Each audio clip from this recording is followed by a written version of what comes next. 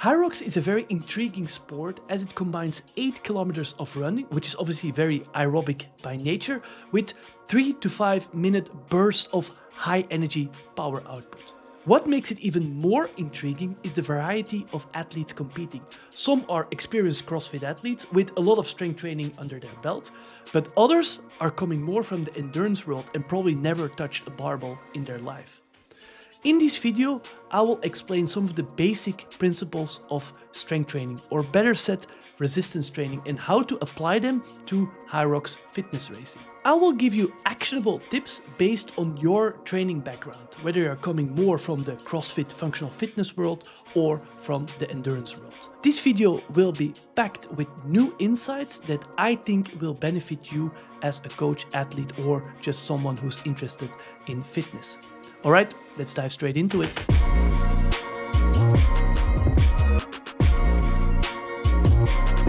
Hi everyone, I'm Komar. I'm a senior scientist at ETH Zurich, based in Switzerland. And for the last decade or so, I studied and taught different aspects of exercise physiology, and now I want to bring some of that science back to you guys. Many people confuse the words or the concepts strength with power. Strength, by definition, means the ability of a muscle to exert, let's say, force against a resistance, right? So think about someone who is very strong and can do a heavy 1RM deadlift. The barbell moves very slow and the force production is very high. So that movement would be considered as a strength movement. Low reps, high force production.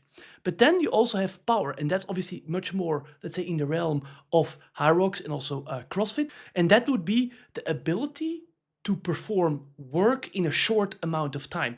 Think about someone who's doing the sled push in 2 to 3 minutes. The sled has to be moved, so that's the work, and the time has to be as short as possible. So the power production will be higher. This is something completely different than strength. It can be that you are a good strength athlete with very high 1RM, but your power production is not necessarily better than someone who's less strong than you. So this is beautifully visualized, in my opinion, by the force-velocity relationship, an age-old concept from biomechanics as well as training science, where it says that when force is maximal, so maximal force will relate to a low velocity, for example, of the barbell. Again, someone who's doing a 1RM deadlift, the barbell moves slow, or someone who's doing a lock push where this last couple of centimeters are very slow because the muscle is contracting very heavily, high force production, but the velocity is very slow. And then on the other end of the spectrum, or the other end of the graph, you have very high velocity, but low force production. For example, someone who jumps very high, the muscle contraction is very fast, but the resistance the muscle has to work against is not that high. Good. So that would be, for example, as I said, a basketball player or someone who can jump very high. And then you have kind of everything in between. And that is quite interesting because that is where most of the HYROX and certainly where most of the CrossFit functional movements are happening. Because if you are moving moderate heavy weights, so somewhere in between very heavy and very light, at a relative fast velocity, again, somewhere in the middle between very fast and very slow, your power production will be the highest because power is force times velocity. And think about it, obviously, that is what you want to train specifically as a HYROX athlete. You want to be able to push the sled as fast as possible, to get the wall ball 100 times up and down as fast as possible. So your power production has to be the highest. That is your training goal, not getting super strong, right? Like 1RM, 3RM back squat. I mean, for a HYROX athlete, I'm not saying it's irrelevant, but it's not the most important part of the training. The most important part of your training will be that you can do very high reps at a moderately heavy weight, and then you obviously will be able to produce the most amount of power. Important concept that I definitely will also incorporate in some of the training examples that I will give at the end of the video. Good. Similarly, you can also plot the amount of reps you can do, right? The repetitions on or times the percentage of 1RM. By definition, 1RM, something you can move one time, is obviously 1 rep, right? But then it exponentially goes down. For example, at 80% of your 1RM, I'm talking, for example, back squats or deadlift. Some athletes or most athletes will be able to do whatever 7 or 8 reps. And then obviously when the percentage of 1RM goes down even more to 20% or 30%, you are able to do even more repetitions. And why did I add this graph? Because it quite beautifully represents all the different stations in HYROX. Think about it. A sled pull and a sled push is by definition, let's say, the heaviest object or the heaviest station, right? So you will be moving, or some people will be moving at around 70%, 80% of their 1RM, let's say, push with their glute, right? The muscle contraction of the glute. And the repetitions will be whatever, 5, 6, 7, 8 steps, all right? So you can do whatever, 5 meters, have to rest, and so on. That's how most people work. Obviously, the elite athletes are sitting more to the higher repetitions, but that would be more on the left side of the curve. But then most of the stations in HYROX will be more on the right side of the curve. For example, the lunges and the wall balls are somewhat heavy and somewhat high repetition. So most people, well-trained athletes, can do whatever 50 wall balls, 60 wall balls at whatever 30% of their 1RM. Good. So lighter, higher power production, but definitely lighter than the sled push and the sled pull. And then look at the green box on this graph are, let's say, the very light movements and very high repetition. So for example, all the erg work, the row, the ski, and also the running, obviously, but then also the farmer carry and the burpees are, pretty light contractions, but many in a row without any rest. And that's important to also consider when you think about your training, when you think about how to strength train for HYROX, because what do you want to do as a HYROX athlete? Again, you don't want to improve the amount of reps you can do at 3RM or 4RM. I mean, it's okay to also improve this, but this is not your real cause or real goal of your strength training. Obviously, the strength training will be more focused on, can I do more repetitions at a higher percentage of my 1RM? And this will obviously lead to better power production and faster sled pull, push, farmer walk, and wall balls. Certainly the wall balls are important here. Good. So these are some of the concepts that I wanted to touch on: the force velocity curve and also the, let's say, the rep max versus the repetitions, that are very important to consider specifically for HYROX compared to, for example, a strongman or strongman events. Then the question obviously arises, okay, nice, this is some theory, but how do you actually implement strength training for HYROX athletes? And then it's very important to consider the training background or the perspective of the athlete. Many athletes who are nowadays entering HYROX competitions are coming from, let's say, a CrossFit or functional fitness background. They have been doing, for example, I'm just giving you an example here, 3 to 5 years of CrossFit specific workouts. They have a good knowledge and they are very accustomed to functional movements. They have a decent or good 1RM strength, for example, back squats and deadlift in the compound lifts, because that is really something you do a lot in CrossFit. They have a decent power production in the 2 to 4 minute range, exactly how long these stations are. And then their conditioning, obviously more than 20 minutes, is pretty poor. And that's obviously a very important factor of HYROX, but that is definitely how it is. And their mobility to go down, to go deep into the wall ball is usually well enough or quite good. And they're also used to wall balls. So this brings us to some major focus points, mostly specifically for strength training or resistance training for CrossFit background athletes. Let's call them like this. The power production, right, has to be mostly improved in the higher rep ranges. For example, sometimes I think about myself. I already said this a lot in the videos. I'm more of a strength-biased athlete. I have a good 1RM. I deadlift 550 pounds. I back squat almost 400 pounds. But once a workout pops up with a lot of repetitions at very low percentages of my 1RM, I actually am pretty bad and my performance goes down quickly. So if I want to do HYROX, I obviously have to improve my power production, not at 1RM or 2RM, but rather at whatever 15 RM or 20 RM. Obviously pretty brutal rep ranges, but that is just how it is, because that's what I'll have to do in HYROX. The specificity of training is important. And obviously not really related to strength, I have to improve my endurance and my conditioning. And then the minor focus points, some of those might surprise you, is, I want to maintain my strength. Again, strength, so 1 RM, 3 RM. I don't want to specifically decrease it, but also not increase it. I just want to maintain it. Then compromised running, I have to obviously train, something that also CrossFitters don't really do a lot. So that's something you have to learn.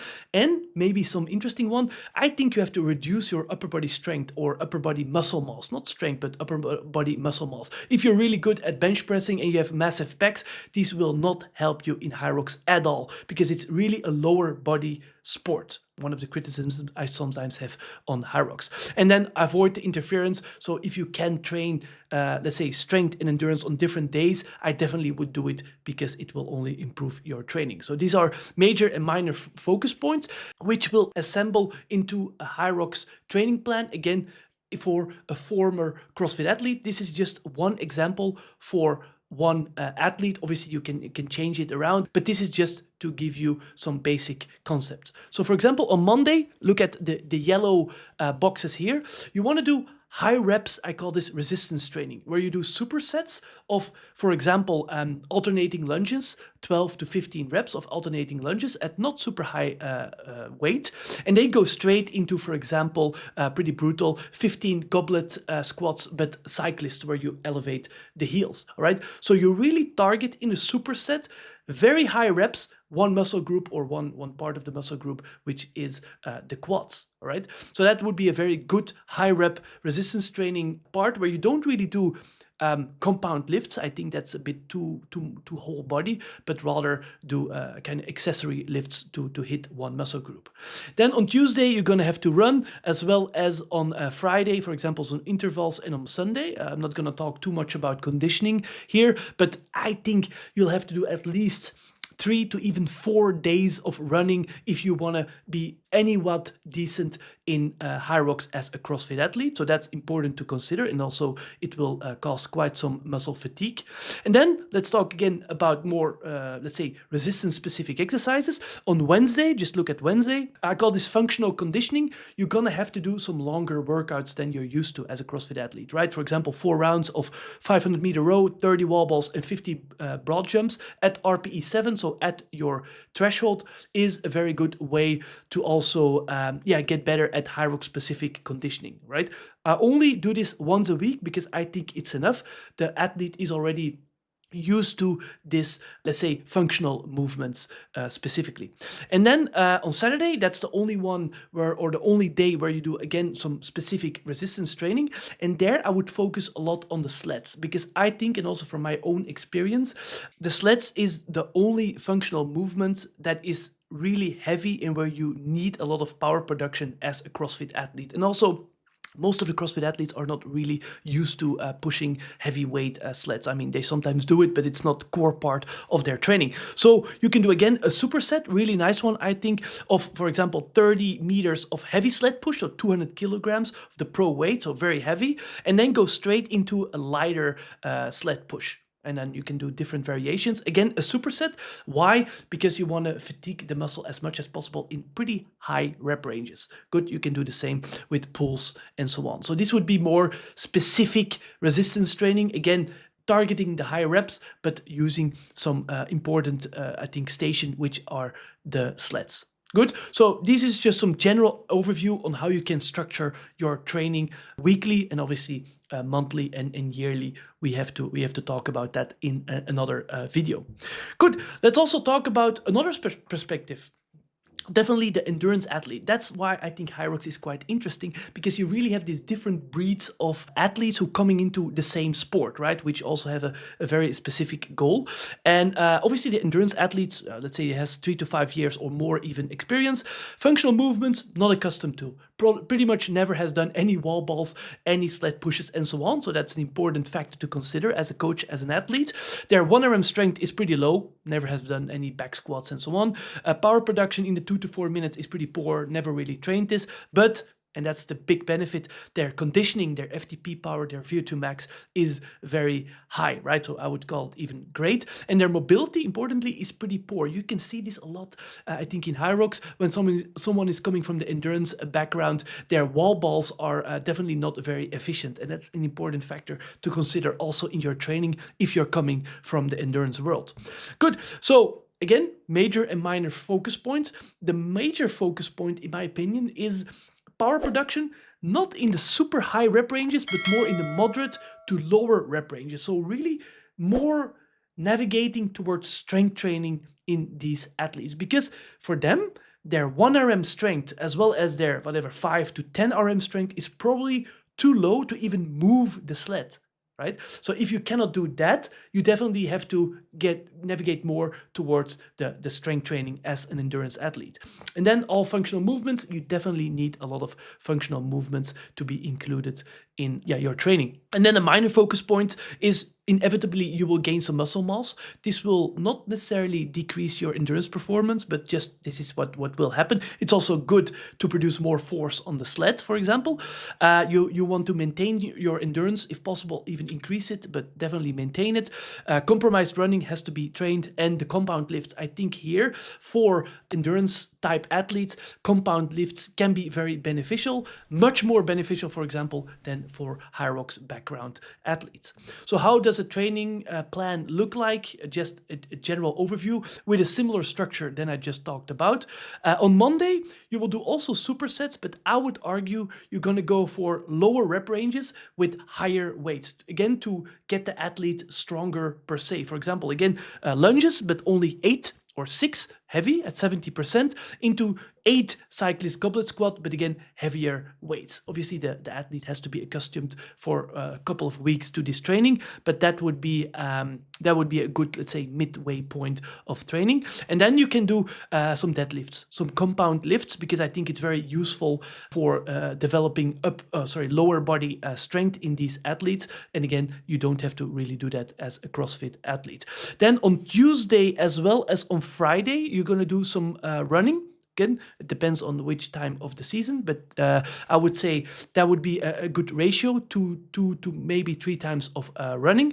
And then on Wednesday, you're going to do also some HYROX specific training. I would almost keep it exactly the same as I just told you for the CrossFit athlete. Long, pretty light movements, but all functional. And then on Saturday and Sunday, we are going to lift again. On Saturday, we're going to do again sled specific work, but obviously a little bit lighter because it will have an athlete who is less strong than a CrossFit athlete. So you just lower the weights, but also keep this in the supersets. So I call this again specific resistance training. And then on Sunday, I would not do the run as the CrossFit athlete do, but I would rather do again compound lifts followed by a HYROX workout. So that's a brutal or a pretty decent block of training where you do 5x5 back squats, again, lower rep ranges, 5x5 bench press, and then you go into for example, HYROX workout, a 35-minute AMRAP at or near threshold. Good. So in this way,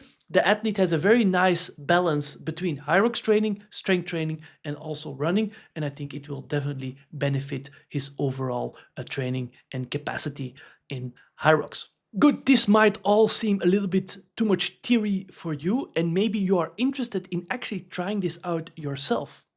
And that's why we are pretty excited to announce that we will be able to offer HYROX specific training plans. But we don't want to do it like most coaches do. You as an athlete jump into a training plan that is already running. There's no real structure, there's no real goal. So how are we going to do it? We will all start together on February 17th. So then on Monday, February 17th, the training plan starts, and it has a specific goal 6 months later. So if you have already a competition in mind in 6 months, right? October, November, maybe December of 2025. This will be a perfect training plan for you because we will structure the season starting from kind of getting into it, more volume training, and then getting towards more specific strength training, but also conditioning training towards tapering for your competition. And Obviously, we want to make it some kind of a training community, so we will have a Discord group where we can share our experiences and post some cool videos on training to also motivate you a bit more. But before that, just to see how the HYROX training plans work for you, we will offer 2 weeks of free HYROX training via the link in the description. So if you just click the link in the description or scan the QR code that is coming now on the screen, you can have just for free 2 weeks of HYROX training plans according to how we see that HYROX should be trained for. Good. I really hope you enjoyed the videos. I really do enjoy thinking about training for new sports, for example, such as HYROX. I think it's fascinating, and it's really good for, let's say, humanity, to keep humanity healthy.